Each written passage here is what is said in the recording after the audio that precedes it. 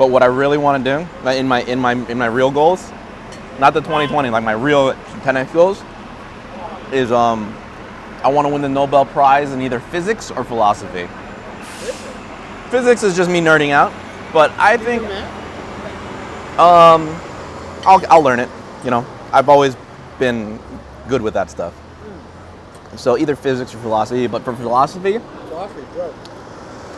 I feel like I could write like not now, but I feel like by the end of my life, I could write a sick-ass philosophy book.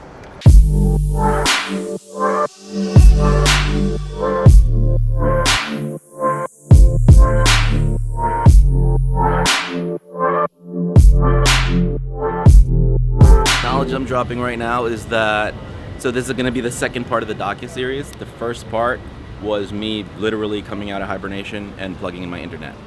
Now we got a lot of things rolling, and what we're doing right now is going to a new listing in a really nice spot. We are on 71st Ave in Austin Street, which is like one of the hoods I kind of grew up in or like frequented. And this is really like flagship stuff. So you have like a Sephora, Citibank, Boston Market is still in the corner when Boston Market was cool enough to be on the corner. I guess it's still here. So we're gonna go look at a new listing and see if I could fill it up with a really, really good tenant. Let's go. I was working pretty hard for a number of years now, and that's because of all the Audible books and the YouTube mentors and stuff, and you introduced me to Grant Cardone, which resonated with me a lot. And one of the biggest takeaways out of the many was to write down my goals.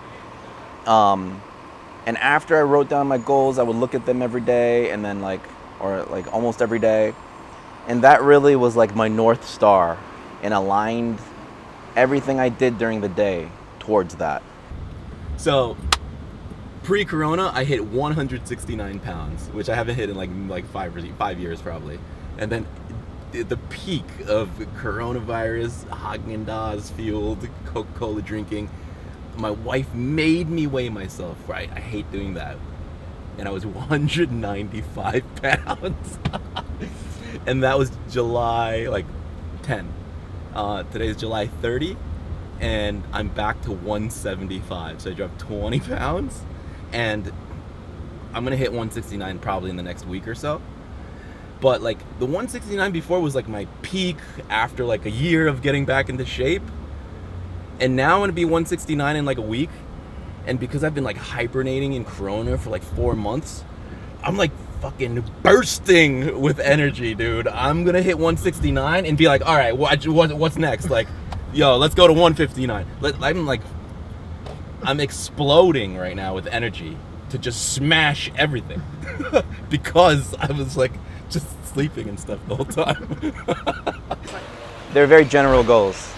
And they were like huge goals, like being able to take care of my wife and kids, and then being able to take care of like the older generation of my family that is now all getting sick and stuff, becoming super healthy, making a business that makes like $10 million, like all these different things. And they were all very, very large goals, things that I really wanted. And when you write all these goals down, what happens is and you look at them every day, it's like, oh shit, I don't have time to do anything else. So all the other things, I used to love playing video games, going out and getting drunk with my friends, this kind of stuff. When you're looking at the goals every day, then it's almost like a relief, because the decision to do these things that I know are a waste of time, it becomes so obvious not to do them. I just can't. I don't have time for that. I'm gonna make a ton of money. I'm gonna hire you to do billion stuff. I'm gonna hook you up with all these people. You can do it for stuff for them. We're gonna smash it. I feel like people are gonna attack me because I forgot my mask. It was really let's do some work for the sake of doing work, just so we could get the machine up and running and the grease back into it. Now that's done. So you're gonna have to go back, and this is all jumbled up. Yeah. We may have even talked about this already. I have no idea, So before, we're setting up the office. Now, since then, the office is up and running. I could go into the office. I could actually do work.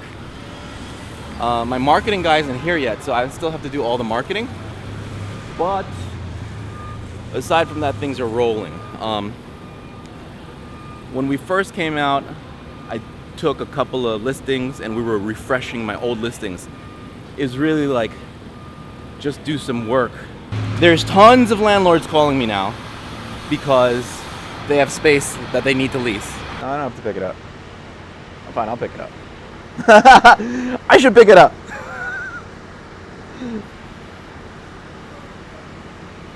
There you go. Hey, Victor. Oh, is the door open? Hongmei went to a doctor's appointment. All right, I'll give you the code. So right now we're just checking it out so that I can go and do more research and see what the price should be and stuff. So we're just in and out, 10 minutes, not even. So the marketing pitch now is great outdoor space for social distancing. Okay. Andy, that's all I needed to do.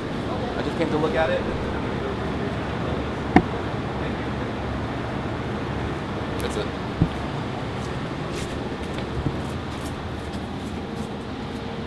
What you consider LIC now is like really cool and poppin'. Forest Hills used to be like the popping spot of Queens, where people would come out and have drinks, and all the cool companies would be here, like cool brands. It still is kind of like it. It's just, I think Queens expanded. Sure. There's like just tons of other cool places to go to now, so it's not as like central anymore. We came back on the other video hoping for business. What I have now is tons of landlords calling me. Not even like, hey, I have this space. They're like, here, let me send you this Excel file of my open spaces, right? And I'm getting that like left and right. Now,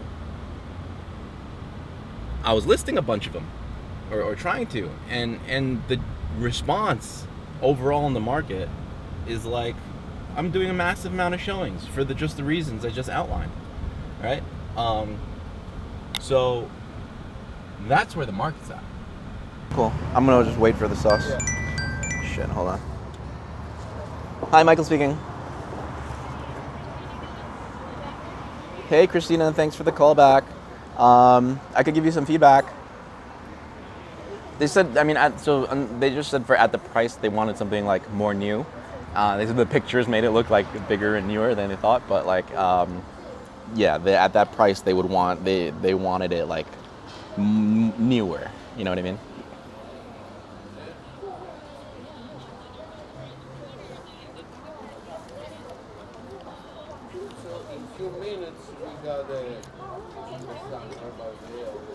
Interesting. I appreciate that. I'll take a look. They've been looking in the area though, so. But yeah, I totally appreciate that. All right, thank you so much. All right. Is to like write a like New York Times bestseller book or whatever. I've never really cared about that. I never really wanted to write a book just to say I wrote a book and have it sell. But like updating some real subject shit, like I'm down for that. And that's why it's like I wrote like Nobel Prize, not like New York Times bestseller. I don't care who sees it. I want it to be fucking legit. I have like 15 potential listings that were from pre-corona and post-corona that I've been pushing back every week. Like I always put it on Monday, and then Monday hits, I'm like, I put it to next Monday. Because I'm like, well, first I'm gonna work on like the 5 or 6 listings that I have and make sure they're perfect, right? And once they're perfect, then I'll start making these calls. Meanwhile, my LoopNet account that I pay a lot of money for, the limit is 15 listings I can market. I have not been at 15 listings for like a year and a half, you know? And really, if my goal is to max out my LoopNet by the end of 2020, I could max that out by making tons of calls, get the 6 or 7 listings in like a week or 2, and then spend another week running around like a madman, taking all the pictures, writing all the copy, posting everything up, and it'll be up.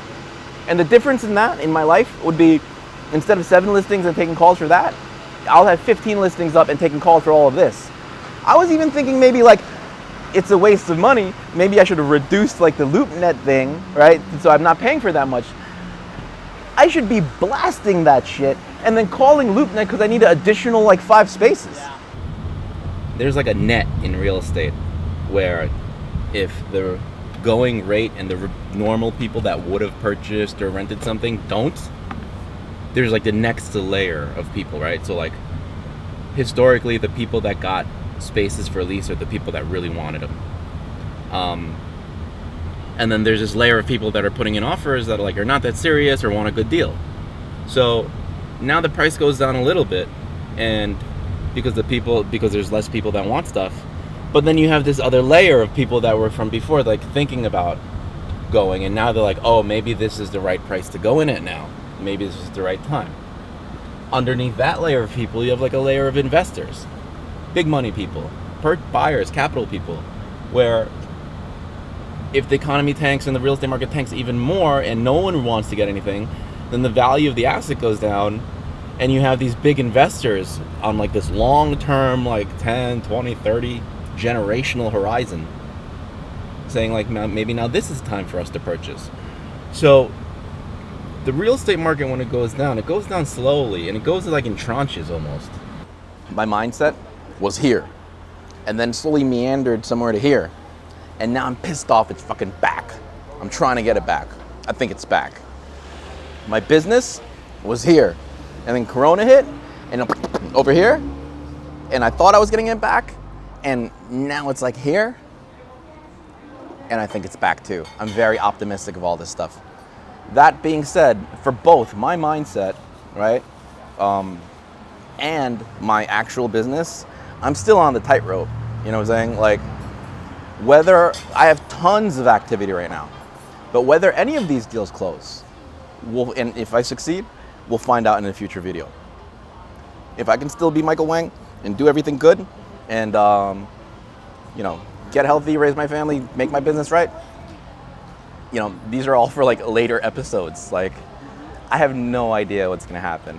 I'm pretty confident it'll be okay, but I could mentally and financially, business-wise, just fall off a cliff, or we can make it, man. I don't know. We're gonna see.